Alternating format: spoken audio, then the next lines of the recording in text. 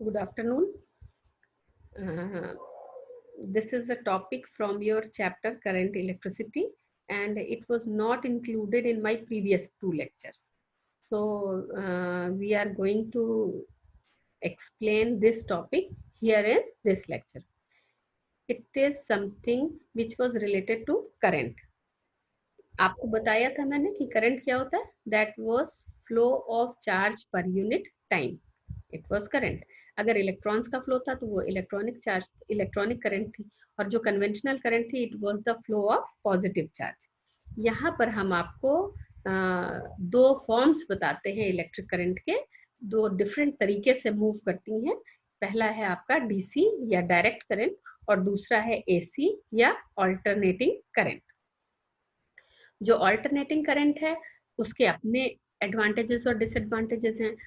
जो direct current है उसके अपने एडवांटेजेस और डिसएडवांटेजेस हैं, और इसी वजह से इनकी अपनी अलग एप्लीकेशंस हैं और इनकी प्रॉपर्टीज भी हैं. So let us start up with the direct current. एक ऐसी करंट जो यूनिडायरेक्शनल होती है, जिसमें चार्ज जो है वो हमेशा एक ही डायरेक्शन में फ्लो होता है. इस करंट को हम डायरेक्ट करंट कहते हैं. इसमें जो करंट का डायरेक्शन है वो चेंज नहीं होता. It is a constant flow of charge which does not changes its direction. ये देखिए, आपको मैंने इसमें बना के दिखाया हुआ है. ये बैटरी है, पॉजिटिव से निगेटिव की तरफ आपकी जो करंट है वो फ्लो ऑफ चार्ज हो रहा है, और फ्लो ऑफ चार्ज एक ही डायरेक्शन में है, उसका डायरेक्शन चेंज नहीं हो रहा है. डीसी की कुछ प्रॉपर्टीज. जो डायरेक्ट करंट होती है वो एक ही डायरेक्शन में फ्लो होती है, टाइम के साथ कांस्टेंट होती है. जो इनका अगर आप वेव फॉर्म प्लॉट करिए टाइम के साथ वोल्टेज को, तो या तो ये प्योर होता है, बिल्कुल स्ट्रेट लाइन के फॉर्म में आता है, या कुछ पल्सेटिंग वेव फॉर्म्स भी होते हैं जो मैं अभी आपको नेक्स्ट फिगर में दिखाऊंगी. ये जो है डिफरेंट टाइप के पावर सोर्सेस से प्रोड्यूस हो सकती हैं, जैसे कि बैटरी से प्रोड्यूस होती है, या पावर सप्लाईज होते हैं, या डीसी जनरेटर्स होते हैं. इन सबसे आपको डीसी मिल सकती है. जो फोटोवोल्टाइक सेल होती है या सोलर सेल होती है, ये भी आपको डीसी सप्लाई देते हैं. देखिए, अब ये वेव फॉर्म की जो मैंने आपको बात करी, ऊपर जो दिखाया हुआ है ये प्योर वेव फॉर्म है. दैट इज बिल्कुल स्ट्रेट लाइन है, parallel to the time axis. नीचे जो आपका एक्सिस है ये जो है ये आपका टाइम एक्सिस है, और ये जो है ये आपका वोल्टेज है. तो वोल्टेज के बिल्कुल टाइम एक्सिस के पैरेलल होता है जो प्योर वेव फॉर्म है. जो दूसरा नीचे दोनों मैंने आपको दिखाया हुआ है, ये पल्सेटिंग वेव फॉर्म्स है जो अलग अलग हमें रेक्टिफायर्स से मिलते हैं. बट हाँ, ये दोनों भी डीसी हैं. इसको मैंने स्पेशली यहाँ पर इंक्लूड किया क्योंकि अब आप सेमीकंडक्टर फिजिक्स पढ़ चुके हैं पूरा डिटेल में. तो ये देखिए, ये पल्सेटिंग वेव फॉर्म्स है, एक ये और एक ये. नेक्स्ट आ जाइए. डीसी के सोर्सेज क्या हैं. डीसी जनरेटर होते हैं, उनसे हमें डीसी मिलता है. रेक्टिफायर होता है जो एसी को डीसी में कन्वर्ट करता है, उससे हम डीसी ले सकते हैं. जितनी भी तरह की बैटरीज होती हैं, चाहे वो सोलर सेल हो, चाहे वो केमिकल बैटरीज हो, या कोई और बैटरीज हो, ये सब आपको ड्राई बैटरीज हो, ये सब आपको डीसी प्रोवाइड करती हैं.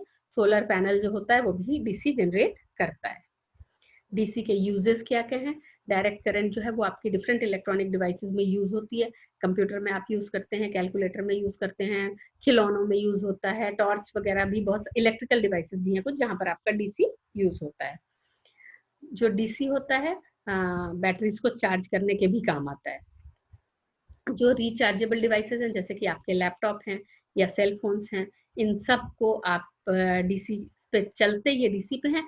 अब आप मुझसे ये मत कहिएगा कि आपको इसमें आप वॉल करंट में लगाते हैं, उससे कनेक्ट करके चलाते हैं. वो आप एडॉप्टर लगाते हैं, उस एडॉप्टर के अंदर रेक्टिफायर सर्किट होता है जो कि वहां की एसी को डीसी में कन्वर्ट करके फिर आपको सप्लाई करता है. जो फ्लैश लाइट्स हैं कैमरे की, या और कोई भी फ्लैश लाइट्स अगर आपने देखी हो, तो ये सारी फ्लैश लाइट्स जो है वो डीसी का यूज करती हैं. जो हाइब्रिड और इलेक्ट्रिकल व्हीकल्स होती हैं उनमें डीसी का यूज होता है. अब हम आ जाते हैं ऑल्टरनेटिंग करंट पे.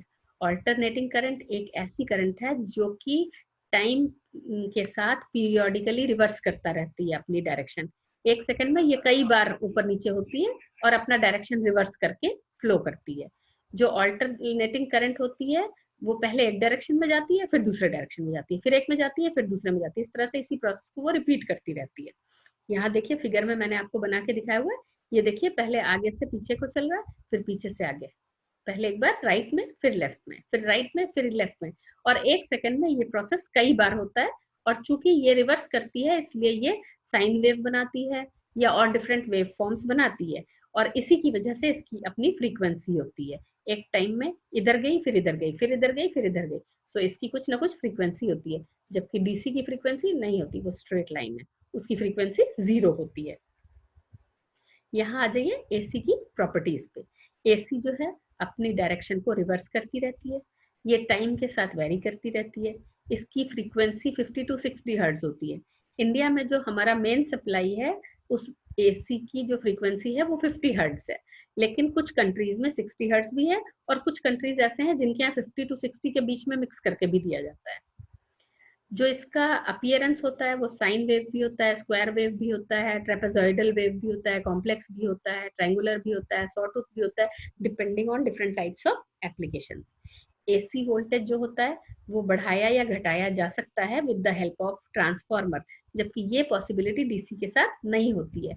और एसी पावर जो है उसको लंबे डिस्टेंस तक बहुत एफिशिएंटली हाई वोल्टेज पे कैरी मतलब ट्रांसमिट किया जा सकता है, जो कि ये पॉसिबिलिटी डीसी में नहीं होती। डीसी को बहुत कम दूर तक और बहुत लो वोल्टेज पे ट्रांसमिट होता है। एसी जो है वो आपका अगर हाई वोल्टेज पे भी ट्रांसमिट करे तो भी आप बहुत कम दूर तक कर सकते हैं, हालांकि हाई वोल्टेज पे वो बहुत डेंजरस हो जाती है।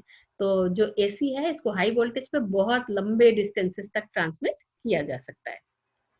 ये देखिए डिफरेंट एसी वेव फॉर्म्स हैं जो मैंने यहाँ पर आपको दिखाए हैं। ये आपको मैं इनको मार्क करके दिखा दूं। ये जो सबसे पहला वाला है ये साइन वेव है, ये आपकी कॉम्प्लेक्स वेव है। सेकंड नंबर पे जो है ये वाली, ये थर्ड ट्रायंगुलर वेव है, ये फोर्थ स्क्वायर वेव है, इसके बाद ये ट्रेपेजॉइडल वेव बनाई हुई है, और ये सॉटूथ वेव है। ये आपको मैंने इसलिए इंक्लूड कर दिया है कि आप आगे स्पेशली जो हमारे इलेक्ट्रॉनिक्स के स्टूडेंट्स हैं आपको आगे जो है ये इनकी जरूरत पड़ेगी, तो आप यहाँ से ही समझ लीजिए कि ये डिफरेंट वेव फॉर्म्स है जो एसी यूज करता है। इन जनरल अगर हम फिजिक्स में पढ़ाते हैं तो हम ज्यादातर सिर्फ साइन वेव के बारे में पढ़ाते हैं, लेकिन चूंकि आपको आगे भी पढ़ना है तो सिर्फ साइन वेव पे मटर करेगा, वहां आप कहेंगे कि मैम ने तो हमें ये पढ़ाया नहीं था, तो ऐसा नहीं है। एसी के ये डिफरेंट वेव फॉर्म्स हैं जो कि यूज होते हैं, अलग अलग एप्लीकेशंस हैं और अलग अलग जगहों पे ये वेव फॉर्म्स आपको दिखते हैं।